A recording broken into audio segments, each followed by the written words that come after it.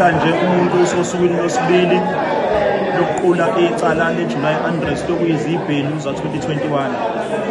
Siqala izolo ngomhla ka-7, namhlanje umhla ka-8 usuku lwesibili, sozokuza kushaya uLwesihlanu.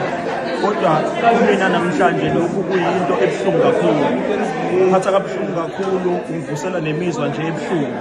Ngoba uma ukhumbula kahle ngomhla ka-7 ubaba walala okokuqala eScott Prison.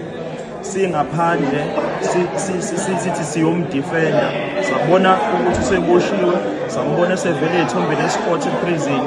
Kwakuwumhla ka-8 nomhla ka-8 July oku-2025 ngiqula ngawo, kwakuwumhla ka-8 July mhla ubaba evuka okokuqala eScott Prison eboshwe ngokungemthetho, okuyinto ebuhlungu kakhulu leyo, futhi okwagcina sekulidela kuyizibhelu za-July 2021 noma ngeJuly unrest, la khona ekwasha khona iy'tolo ey'ningi, kwalimala impahla, kwagcina sekubulawe nabantu abangu-354 abampisholo, abantu abamnyama bebulawa omakama ngezandla.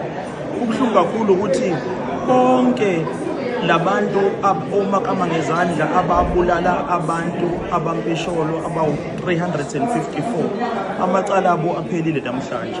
Bonke inkantolo ibakhiphe phambili, kodwa ngisahleli la enkantolo kusathiwa yimi owabhebhezela noma yimi owasungula izibhelu za-2021. Engikushoyo manje ukuthi angikwenzanga lokho, kwakungumi eqinisweni ukuthi ukuboshwa kwababuncamalala waboshwa ngendlela okungelona iqiniso. Kodwa-ke angikhali, angicomplaini, ngiyasho nje ukuthi ngekuhlale kunje. Ngelinye ilanga izwe lethu liyogcina lishintshile, ngelinye ilanga izwe lethu liyogcina liney'nkantolo ezibona abantu ngokulingana, ngoba kwamanje izinkantolo zinamehlo.